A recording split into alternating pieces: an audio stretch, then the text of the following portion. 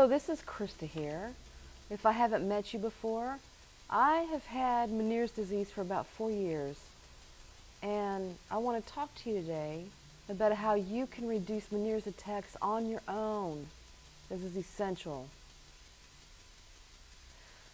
For the last 4 years, I tend to work a day job, and I would walk from my car in the morning when I get to work to my office door, my office building, and it is a 20-foot walk. And every day when I would take this walk, I would think, it's easy. It's from the street to the sidewalk to the door. And I didn't think I was going to make it. I had dizzy spells. A lot of those dizzy spells were caused by nutrition. And I would see people that I worked with for years, walk by me, and I had jealousy. I hated them because they could live a normal life and do simple things that I didn't feel like I could do anymore. So this is kind of my history right here, and it brought me to some really important mindset realizations that I want to talk to you about today. I want to talk to you about something that most people don't know about our condition. It's something that the doctors don't even talk about. I think it's probably because the doctors, they try to heal us, but to really feel how it is to have this disease, you have to actually have it to know how it feels. What I want to talk to you about today is how we can finally escape this victim mode, this survival mode that keeps us from living our life every day. And it ends up being a very simple thing, and it takes very simple actions that we can take on our own. And I want to tell you what those are today. And this is where it starts. Everything starts by how we feel about ourselves, how we talk to ourselves. And right now, the Meniere's community, we all have this anxiety because our sense of safety that other people take for granted, it's basic safety. Can we walk across the street and get to the other side? Can we work a job without feeling like our safety is compromised? This very basic sense of safety has been shattered by Meniere's attacks. We don't even know when they're going to come. We don't know how long it's going to take for us to recover from them. And all of this, it puts us in victim mode and a state of overprotection, which means that we stop living like other people do. We can't go into new environments like other people can. We can't take new jobs like other people can. And what happens is that we fall into deeper and deeper into loneliness and depression. And this is where I was at about 4 years ago. We rely on medications that sometimes don't work, and they have side effects contributing to our toxic load. Toxins are triggers. So anything that we put into our body, if it doesn't immediately help us, it becomes a trigger. But with all of that, and this is why I'm here talking to you today, is that what if I told you that the way to reduce this vague anxiety, this right here determines any action that we take? What if I was to tell you that the way to reduce the anxiety is to put control back in our lap? This is a very simple thought, and you say, well, yeah, all of us want control back in our life, but how do I actually get it? The way we regain control over our life is to choose how we live it. And you might think, well, how do we choose how we live when we have all of these other influences that we can't control? Let me explain this. Right now, this is where we're at right now. Right now we go to the doctor because we have these mysterious and scary symptoms. This becomes a sort of a whirlwind that keeps us into victim mode. We go to the doctor because of mysterious and scary symptoms. Then we go into the doctor and we get this medication. We don't know much about it. We don't know what's in it. but we really hope it's going to make us feel better. So then we get a sense of hope. And then we put our trust into a professional's hands because we don't actually know what to do on our own to make us feel better. So what this happens is between the symptoms and the medication, the hope that we feel that it's going to work, and the trust that we put in other people's hands, it pushes down on us and it keeps us in a state of victim mode or survival mode. This, in the end, when we know what is making us feel bad, this victim survival mode, when we know this and we know what to do about it, we can get out of it, we can escape it. So get this right now. This is mindset, this is psychology on how we can think about our condition.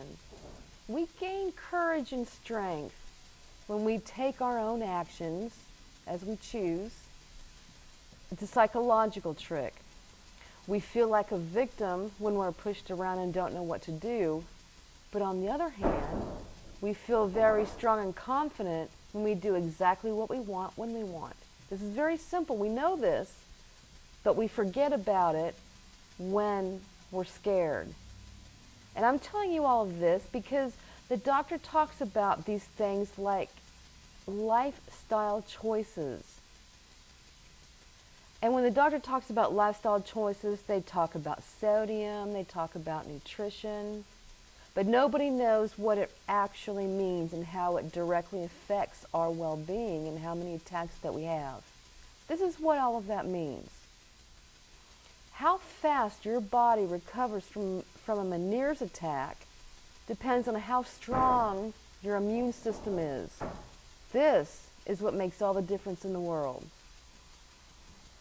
Now, the strength of your immune system is based on how well you take care of yourself, the way you watch and make sure you don't do too much, the way you eat the right foods that you know that will make you feel better today than you did tomorrow, and to know what to do about stress. It's how much daily well-being, physical and emotional, that you feel. Now, the better you feel, the fewer and less severe attacks you get. Doesn't this make sense? It's strange because the most important realizations that we have end up being the most simple thoughts. Now, I'm going to explain this because it makes all the difference in the world. These lifestyle choices, they are the foods that you eat, their amount of stress that you have, and especially repressed stress, because this right here, this repressed stress, we're not consciously aware of it. And if we know that these things are acting upon us, we can actually reduce triggers. Every time we reduce triggers, we reduce Meniere's attacks. So here's what you can do right now today. You can say, okay, today, you can look, really, really look at how stress is affecting you. How happy are you if you work a job? How happy are you with your coworkers? How much well-being do you feel when you wake up in the morning? How much engagement and authentic well-being do you feel with your family? This is stress. This is how you deal with the world. And it's also about what you eat, what you put into your body. When you put any kind of food into your body, does it give you energy? This is essential. Today you can make a decision to find out the right decisions that can greatly affect the state of your health. The state of your health is not a vague word anymore. The state of your health is directly related to how fast you recover from a Meniere's attack and how often you get them and how bad they are, which means that you spend less time in bed and you have more time out in the world. Like today, where I'm at in Kansas City, it's 65 degrees out there. It's a great time to be out in the world, hanging out with people that you love. That's where you belong. So today, I have made a free Meniere's disease quick start guide that shows you exactly how to think about the right nutrition, exactly how to start relieving daily stress, starting today. And I wanted to make this video today because I want to tell you that there are so many things that you can do to feel better on your own. When you feel better on your own, going to the doctor changes from, I don't know what to do, give me something to make me feel better, to going to where the doctor is a personal advisor. It's a huge change. You know, and I was shocked when I saw my symptoms get easier and easier just by making simple decisions on how I ate and how I dealt with the world. And this is probably the most important because this determines everything. Every decision you make depends on how you deal with the world. What I want for you today is to pick up this Meniere's disease quick start guide. It's a 30-minute video. It took me 4 years to make it because I had to fail my way into knowing what really works. Now I know what works. I've had great results with navigating symptoms. I haven't made my Meniere's disease go away, but I have gained, I can't remember the last time I had an actual physical attack. Anyway, the 30-minute video tells you exactly how to balance sodium and water. These two are a relationship, and I tell you exactly how to balance these two, and exactly what stress is and how you can minimize it and think about it in a new way so it's not a mystery anymore. You know, it's amazing what you can do when you have the right information. Sometimes it seems like a long time before you find the right information, and now you have. So here's where you find it. This is my website. This is a free 30-minute video. It's a quick start guide. It tells you how to begin with, you know, things like sodium and water and stress. And I want you to go grab that right now. It's free. My name is Krista. I appreciate meeting you today. I just want to say, I can't take away your Meniere's attacks. This is not like a sudden pill you take to make everything go away. But what I can is I can damn sure show you how to navigate these attacks and get your confidence back so that it doesn't matter what happens to you, that you are in control and you have your confidence.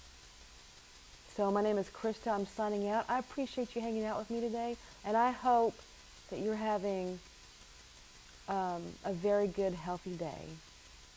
Thank you.